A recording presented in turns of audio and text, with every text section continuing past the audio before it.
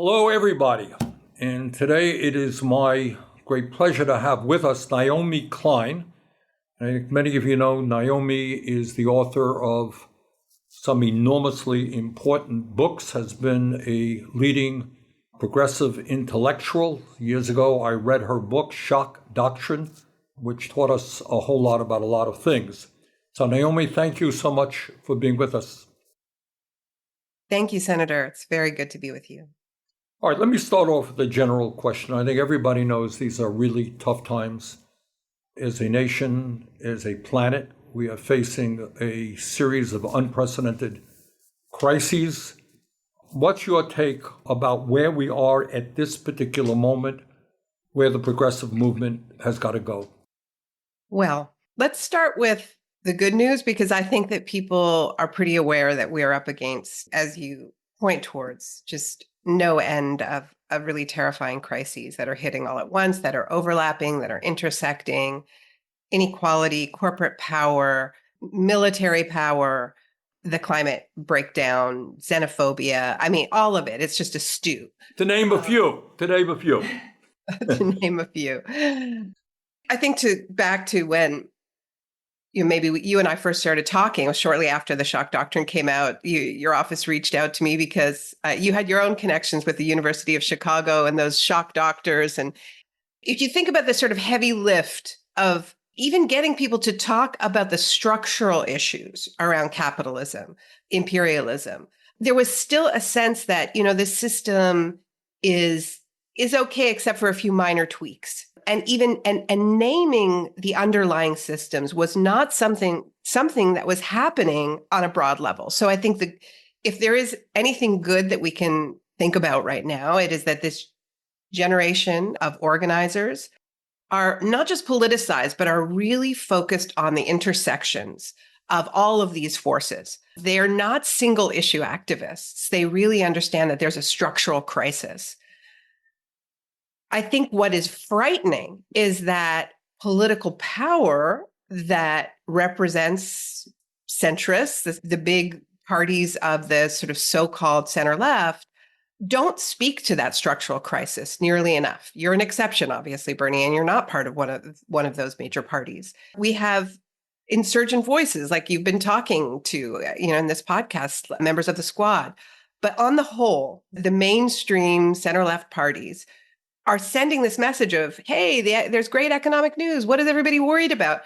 And so, unfortunately, it is the right that is speaking directly to this widespread sense. As you know, Bernie, I am an American citizen, which is why I get involved in U.S. elections.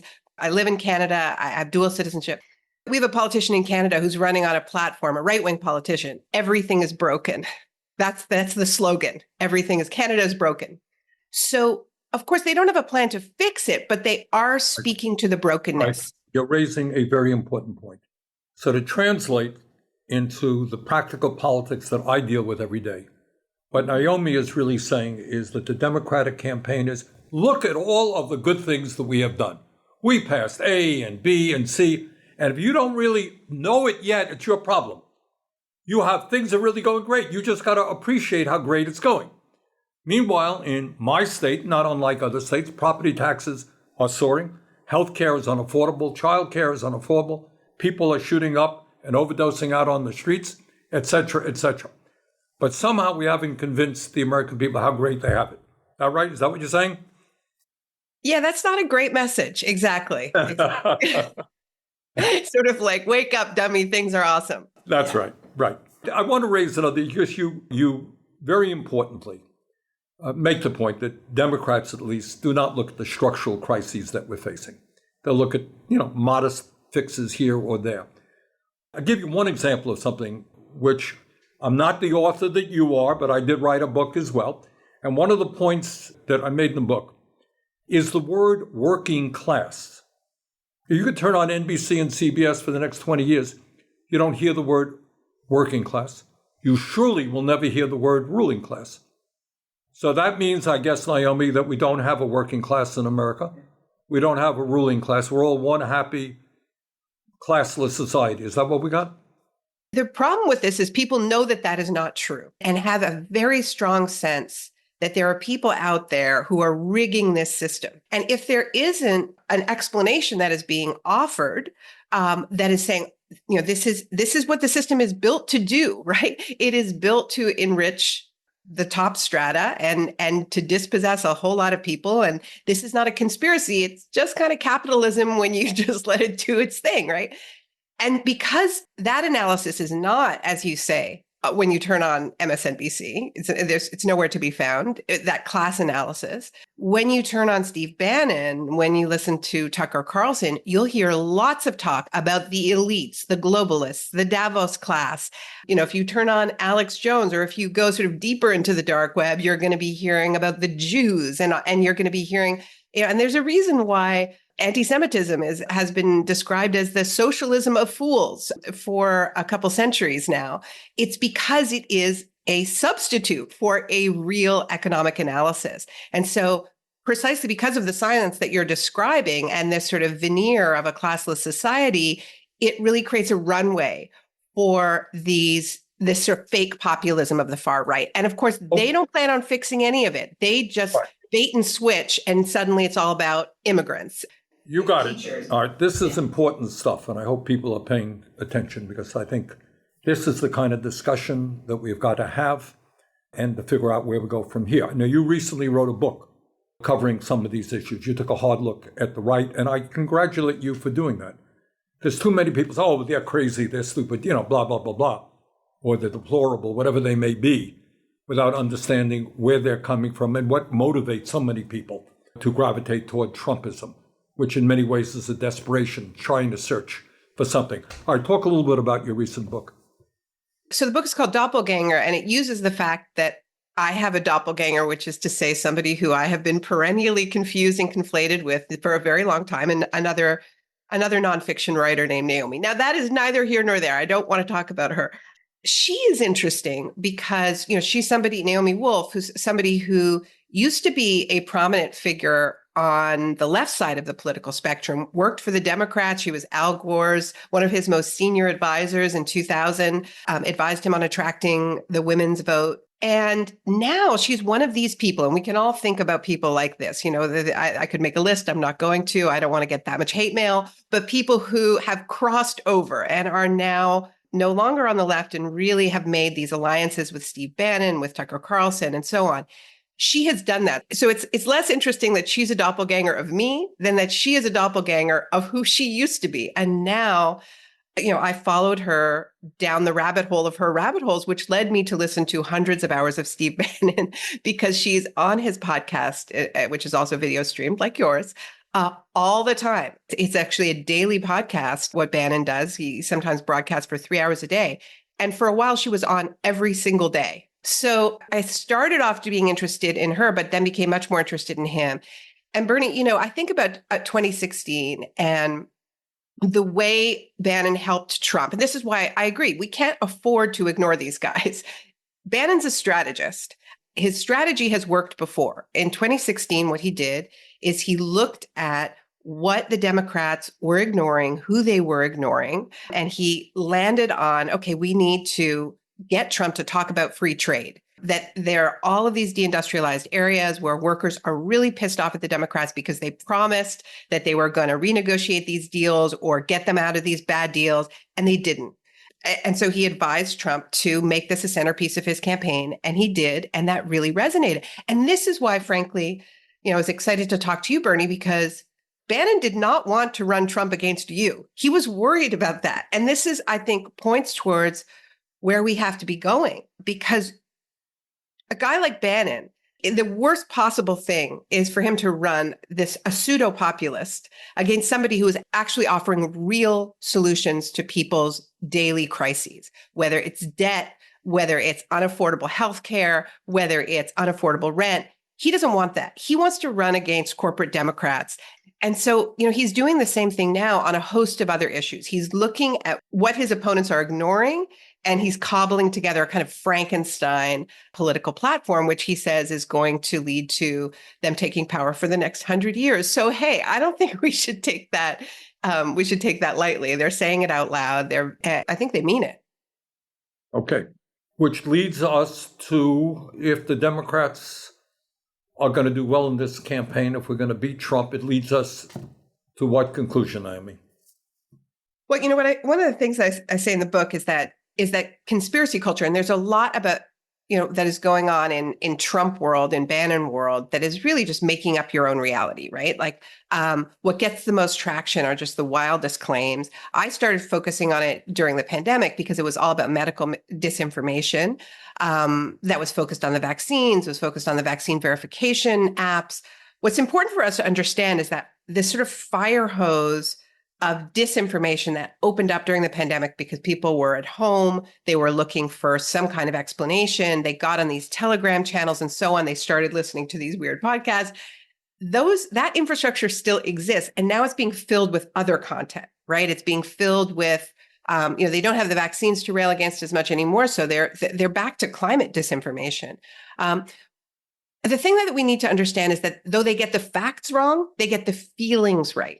They get the feelings right. They're speaking to that feeling that this system is rigged against you, that there is, that they come up with a wild conspiracy, but we need to talk about the conspiracies in plain view, like Donald Trump summoning the oil executives to Mar-a-Lago and saying, okay, you give me $1 million, which is nothing when you're making $36 million.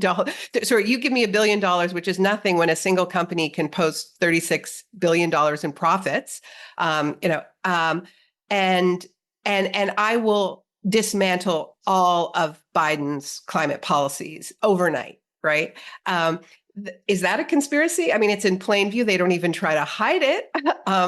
And as I said, that's basically just how capitalism works. And this is what, Trump is. He's sort of the capitalist id. He doesn't even hide it. He says all the quiet parts out loud. There's no sort of veneer. There's no sort of genteel, like, oh, just give me a campaign donation and we'll see what happens, wink, wink. It's just like, you give me the money, I'll give you the policies, right? Which is why it's under investigation. I mean, look, Democrats should be screaming from the rooftops about this, right? Because this shows exactly, yes, the system is rigged. And here's the evidence. You don't need to make anything up. Yes, you have a right to be angry. And here's what we're going to do to fix it. And of course, you and I agree that it's kind of Green New Deal style policies that are going to create lots of good unionized jobs and improve life, in a tangible way. Climate policies that people can touch and feel. All right, so I want to stay on this issue because I think my Democratic colleagues in the Senate often miss it. Poll after poll has Trump in the lead. And what you're saying, I think, is that his message that the system is broken, the elites are too powerful, give me the power, I will deal with it, in fact, resonates to millions of people who are living, in many cases, in desperation and without hope today. Is that kind of what you're saying? Yeah, and the system is rigged against them, and it needs to get unrigged. Yeah. Okay. Now, as you know, I'm doing my best, along with many other progressives, trying to get Biden reelected, and they are making our lives pretty difficult, among other things, because of the terrible war that we're seeing every day in Gaza. I know you've been outspoken about this war. What's your take? I mean, I'll be honest with you, Bernie. This is the, and it's basically an impossible election for progressives. I understand the position that the sort of lesser evil argument isn't an ethical argument to make when what we're seeing in Gaza with U.S. weapons, with U.S. diplomatic cover, and this is, I don't think this is just Israel's war. I think the U.S. has been a full partner. I believe it is genocide, and I'm not comfortable telling people to vote against their conscience on that. What I am comfortable doing is talking about what Trump would do, which I do believe is, beyond what we are really contending with right now. I think we need I believe he is a fascist. I believe that we are talking about a terrain where we are where organizing is criminalized across the board. I think we should take him literally when he, just said a couple of days ago or just yesterday, I don't know when this is going to air, that, he would just get rid of those protesters overnight. Look, but at the same time, it's democratic, it's local democratic governments that are sending the police in to sweep these camps, that are sending the police to beat up university professors, students, who are acting based on their conscience. What happened? The attack on Rafah, on a camp of people who've been displaced multiple times, 2 days after the ICJ, the International Court of Justice, ordered Israel to halt its attack on Rafah because it was in violation potentially of the Genocide Convention. We have to take this extremely seriously because, Netanyahu says, oh, it was a mistake, right? I mean, that's always the answer. I mean, either it's always that it's Hamas embedding in civilian infrastructure or it was a mistake. But at a certain point, you have to consider the possibility that it is what it looks like, which is and I want to hear your take on this, Bernie, because you have been outspoken on the need to get humanitarian aid in there. And you have been blocked again and again and again through all kinds of creative ways, whether it's Israel cutting off the crossings or whether it's soldiers looking the other way or collaborating with settlers who are attacking the humanitarian aid. At a certain point, we have to say, this is what it looks like. This is an attempt to eliminate a people in whole or in part. Gaza has, you mentioned my book, The Shock Doctrine. I think what we're seeing is the most violent example of what I was writing about in that book, of using a shock to push through a pre-existing agenda. And the pre-existing agenda was, look, Israel did not want those people in Gaza because they represent a quote unquote demographic threat to Israel's majority. So I think we need to call it genocide. And we have to just say, this is what it looks like. Or at least support the court.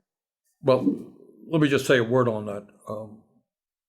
Number one, what is not talked about very often is not just the death toll, which is over 35,000 people dead and close to 80,000 wounded, 2/3 of whom are women and children. That's a horror unto itself.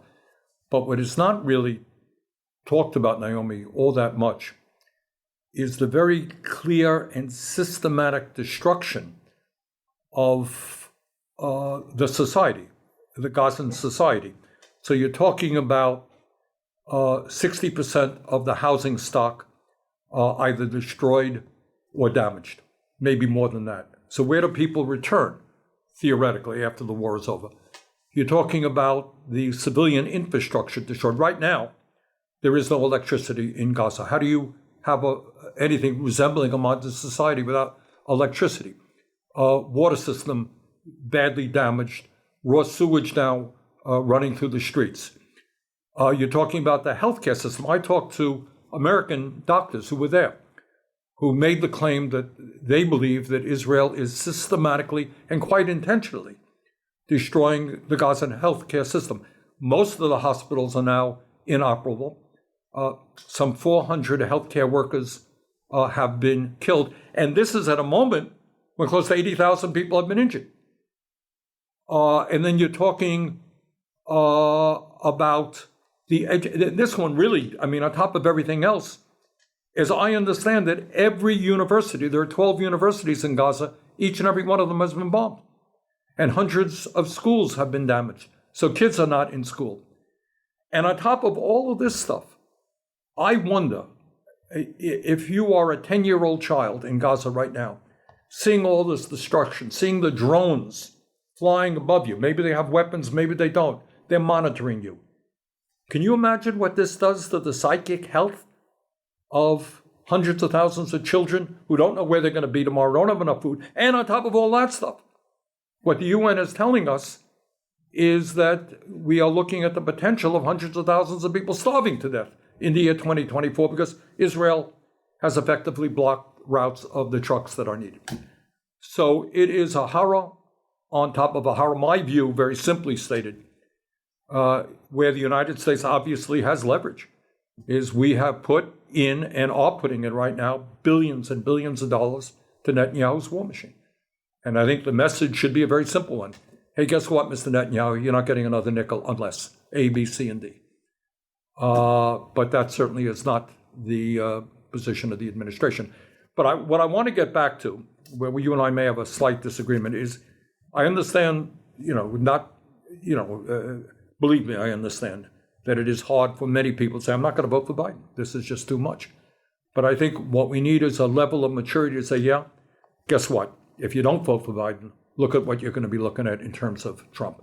So my own view is we got to mobilize. We have to be honest with the American people and say, look, we categorically disagree with Biden on Gaza. We have other disagreements with him as well. But our job is not only to get him reelected, to defeat Trump, but to continue the effort to create a strong grassroots movement, maybe led by the trade unions. And we've seen some really good activity lately on the part of trade unionism, the progressive community, to fight for the kind of nation that we know we want. And when you talk about the Bannons and the Trumps of the world, they have no serious ideas. We understand the need for Medicare for all, for taxing the rich, for expanding Social Security and Medicare, for obviously dealing with the existential threat of climate. We're trying to deal with real issues in real ways, which ain't easy.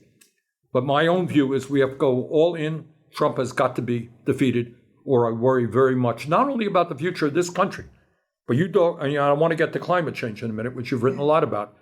If Trump is elected and becomes a tool for the oil industry, is any country on earth going to combat climate change seriously if the United States is thrown in the towel? So let me throw that out to you. I mean, I think you know what I think about Trump and climate, and I think what we, I just to clarify, I feel like my role in this election, I think we're all going to have different roles. You have your role, and I'm focused on defending the squad right now. I just finished a piece supporting Jamal Bowman. I think it's been I think one of the things that we've seen in this period is how important it is to have voices in Congress who are willing to take real political risks. I mean, think about Jamal Bowman in his district, and so many people in safer districts didn't speak out the way he did. And he, was calling for a ceasefire very, very early on. And of course, AIPAC is spending huge amounts of money trying to get him out. Right. Cori Bush, same.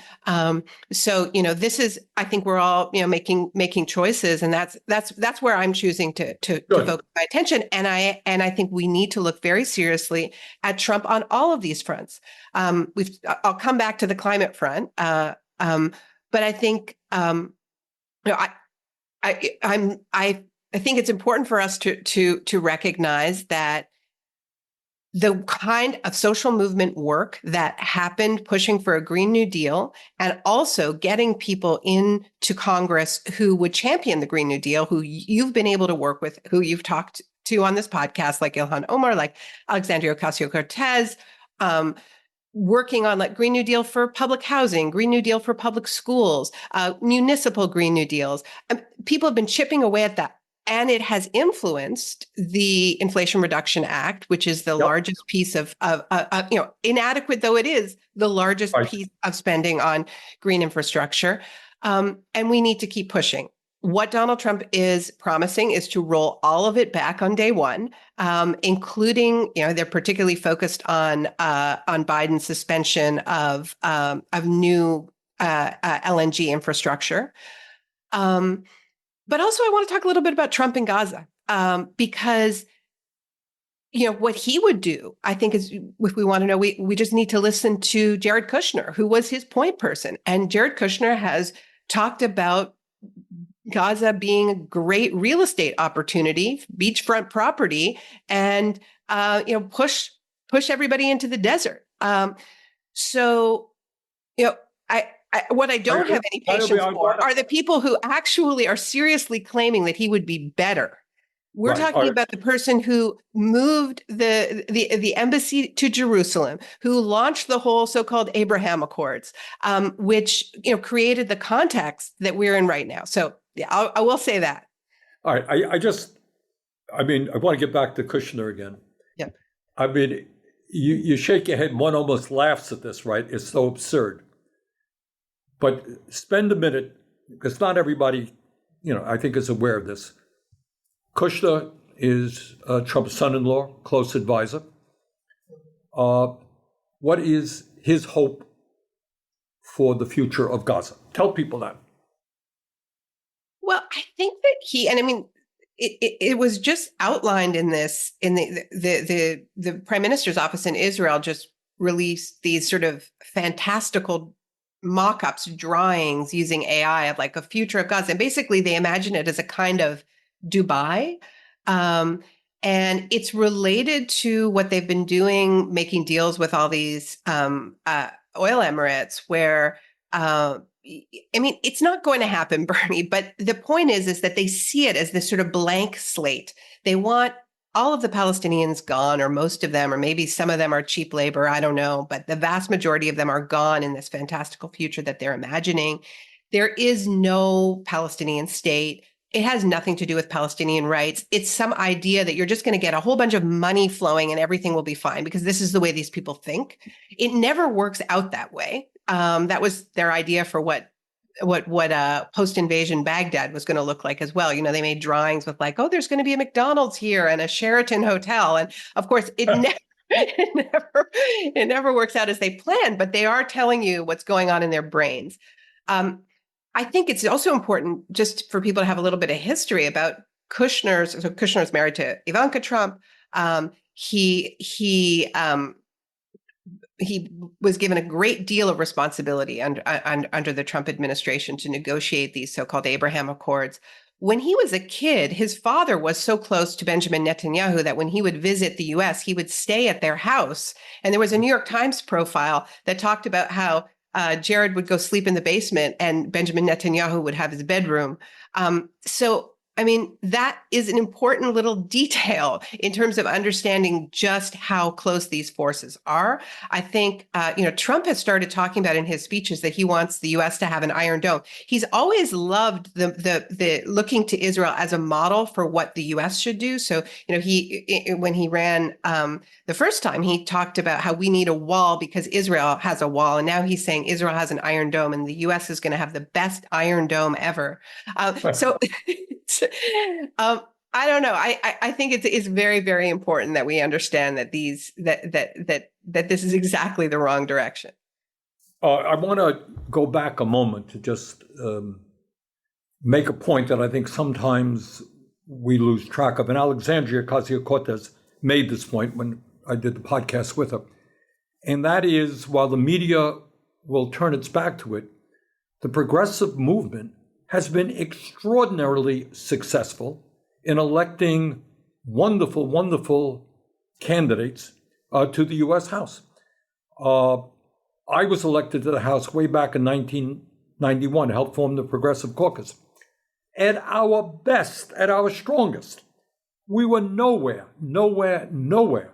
near where the Progressive Caucus is today. We're talking about dozens and dozens of strong progressives, many of them women and women of color, that we have never had in the history of the United States Congress.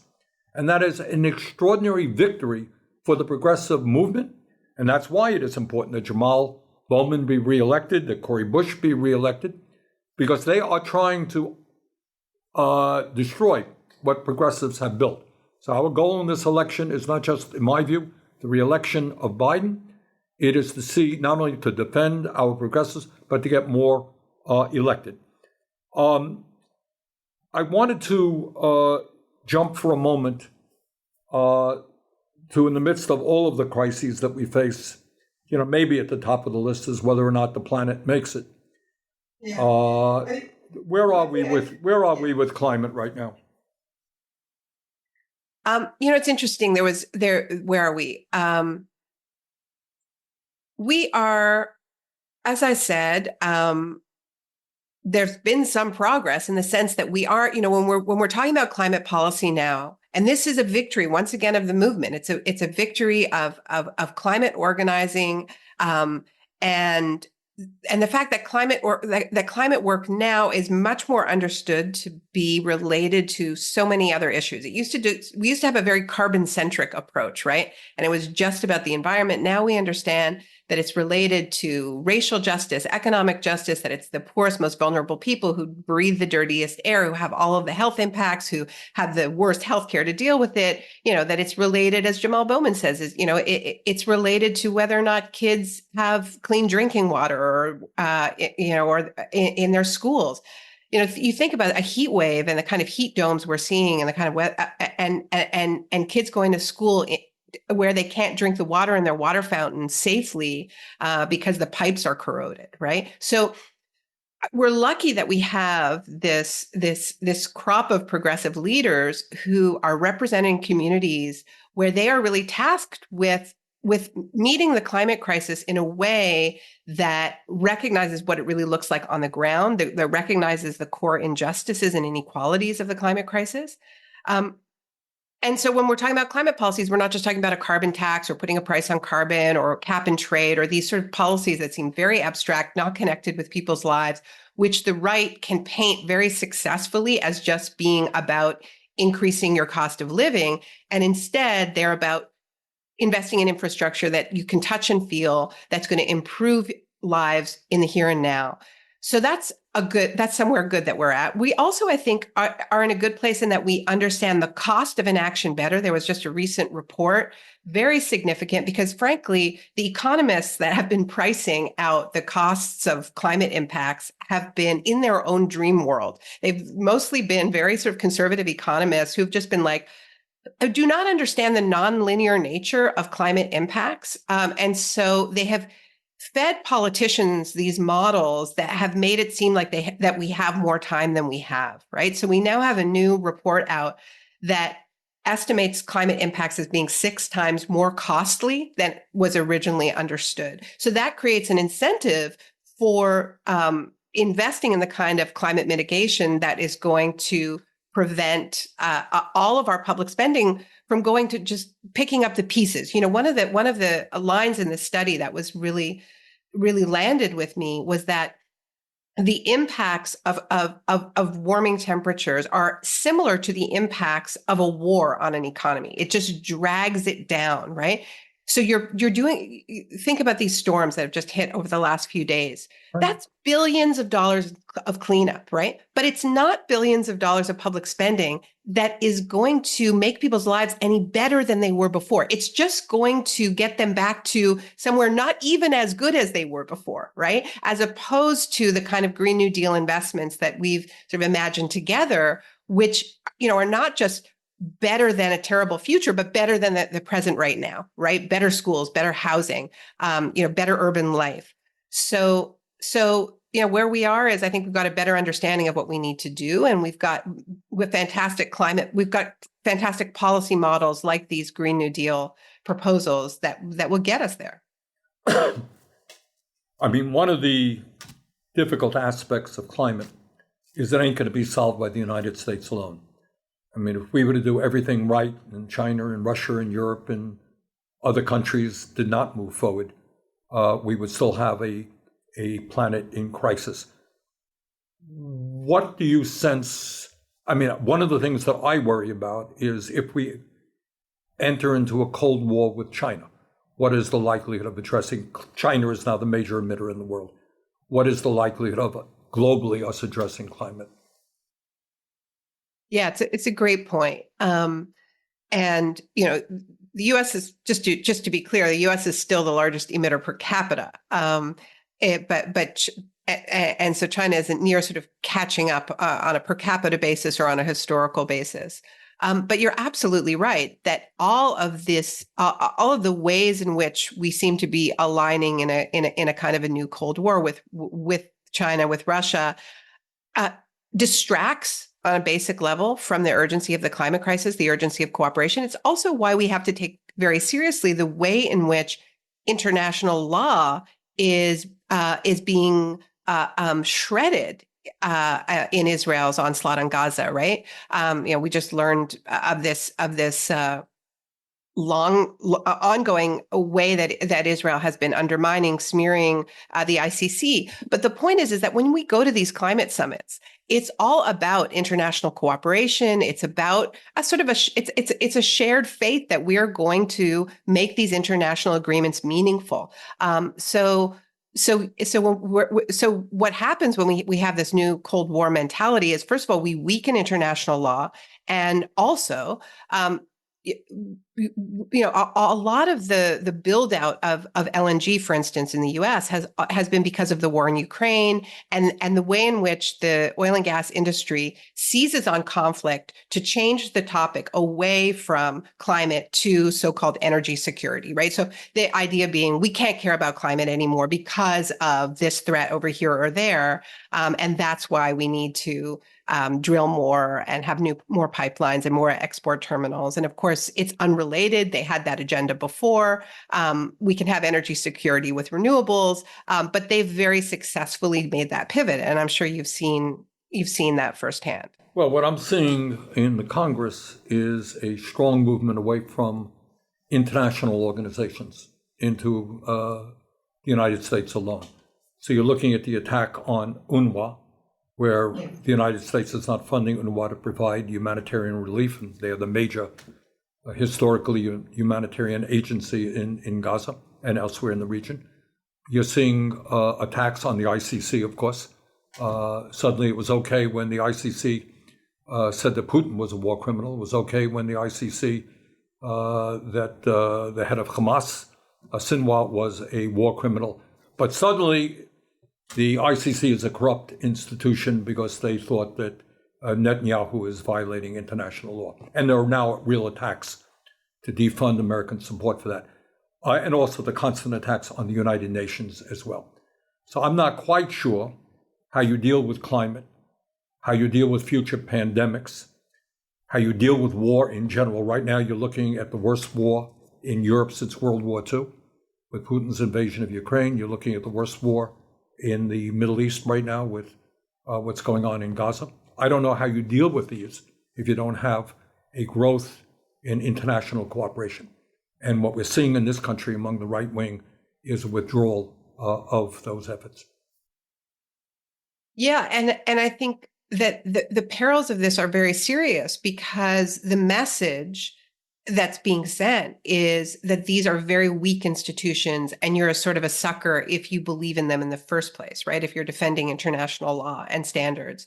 And so when the ICJ says that it orders Israel that they have to suspend their attack on Rafah and Israel doubles down, then the message that is sent is that this is all sort of a joke. So we face a really serious juncture right now about whether or not we are going to double down in our faith in these institutions and make them stronger, make them more meaningful. I mean, this is true for climate as well. It's always been a problem that these are toothless agreements that, we talked about how Bannon and the right has co-opted the international trade issue. When the U.S. enters into a trade agreement, that has teeth. Like if you violate that, you're going to face sanctions immediately, right? And there are enforcement mechanisms. But that's not true for the climate agreements that the U.S. enters into.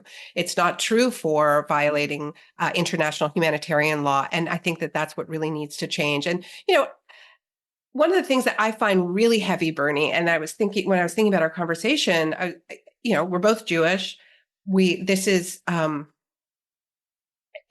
think that there's a particular kind of horror in watching these horrific crimes being committed, period, but a special kind of horror as Jewish people when they are committed in the name of Jewish safety. Right? This is what Netanyahu does. Every time he's accused of anything, he says it's anti-Semitic. He says he's doing this in the name of somehow it's reparations for the Holocaust. But all of this international law that we're talking about, when we're talking about the Geneva Conventions, when we're talking about the ICJ, when we're talking about the Geneva Conventions, this is the legacy of the Holocaust too, right? And now to watch a state that is acting in the name of the Jewish people globally attack that infrastructure, we need to raise our voices, and we need to do so as Jews, I think, and this is part of what I've been doing with JVP. Well, I think what he has done very cleverly, this Netanyahu is nobody's fool. He's a very smart, evil politician. And what he has done is saying that if you criticize Israel, you're an anti-Semite. Right? But last I heard, we're allowed to criticize Italy. You don't hate Italians. You can criticize Ireland without hating the Irish people. You can criticize a right-wing extremist Israeli government without being anti-Semitic. And so, all right, on that note, all right, let's close it out. Give us the good news. Tell us why we should be very optimistic and cheerful in this moment in American history. Okay, I'm not going to go that far, but I am going to say that I am so moved by this generation of young people who, by the way, you know what? I visited a bunch of the encampments on college campuses, and I've been part of a lot of these ceasefire demonstrations. So many of the young people in the streets come up to me and tell me that they were part of the mobilizations for the Green New Deal, that they were part of the Sunrise Movement. I was recently in Stockholm, and I saw Greta, and she was at one of these university encampments at Stockholm University. These are young people who understand the connections between these issues. Coming back to where we started, Bernie, they see that it's a systemic crisis. They want deep change. They have vision. They really have vision, and I think that they are resisting the urge to just collapse into cynicism as they see their elites betray them again and again, whether it's on climate or whether it's on Gaza. They're building a new politics. It's a beautiful thing. They're taking real risks because they believe in solidarity. They believe in fighting for people they don't know, which is something that we heard a lot about when we were on the campaign trail for you, Bernie. So I think, I'll say to you what I said to you back in October when we saw each other. There was a big ceasefire demonstration in Washington. I said, Bernie, these are the people that were inspired by you. And I know you don't always agree with them, but this is a shift. And it's where I'm getting a lot of hope. Well, I do agree. This is a generation that is the most progressive probably in American history. In being anti-racist, anti-sexist, anti-homophobic, who are not going to sit back and allow atrocities to take place around the world. They are reacting. And I think if there is any hope for the future, it is with them. And we cannot betray them. And it saddens me very much that my generation, the older generation,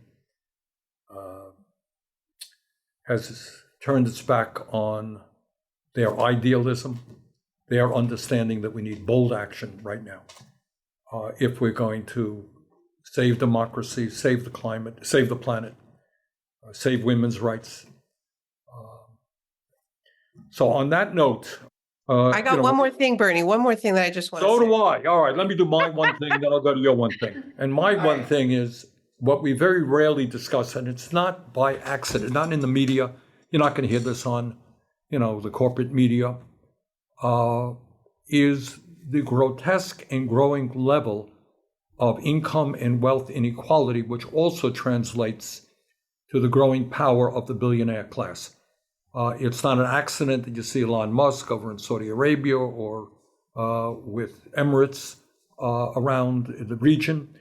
It's not an accident that you're seeing billionaires pour huge amounts of money through their super PACs into the campaign right now. And this is an issue, you talked about structural issues which are ignored. This is certainly one. We have never in the history of this country had more income and wealth, had the level of income and wealth inequality that we have right now, nor have we seen more concentration of ownership than we see right now, nor more concentration of power in terms of the people on top. And this is the fundamental issue that has got to be addressed. We're not going to deal with climate. We're not going to deal with healthcare. We're not going to deal with childcare, women's rights, unless we deal with that issue. So that's my final word. Now you do the final word. Well, absolutely, and I think militarism is part of that. Right. The military contractors, the companies cashing in on surveillance, on our data, and that's where they create their sort of like imaginary dream worlds of turning Gaza into Dubai. It all sort of comes together there. It's no kind of future. I agree with you, Bernie, that we need to stop Trump. I am seeing the same polls you are, and I don't know what the future holds. What I do know is whatever that future holds, we are going to need to be able to protest. We are going to need to be able to fight like hell against the entrenched forces that you've outlined there. And it is a really important moment to defend the right to protest. And I want to thank you for doing that in the face of this huge repression on the student protests. Just put yourself a year into the future, folks. You want to set these precedents for crackdowns on peaceful protests. We have to defend our right to dissent. Without that, we have nothing. And I would add to that, there's now a movement trying to take away tax-exempt status from organizations who are, quote unquote, supporting terrorism, which means dissenting on the war in Gaza. All right, Naomi, you're doing an extraordinarily important job. And I think it is so important that people have a framework in which to understand the very complicated and difficult world that we are living in right now. Without that framework, without that understanding, it's hard to figure out where to go tomorrow. So thank you so much for what you're doing, and look forward to talking to you soon. Thank you so much, Senator. It was a pleasure.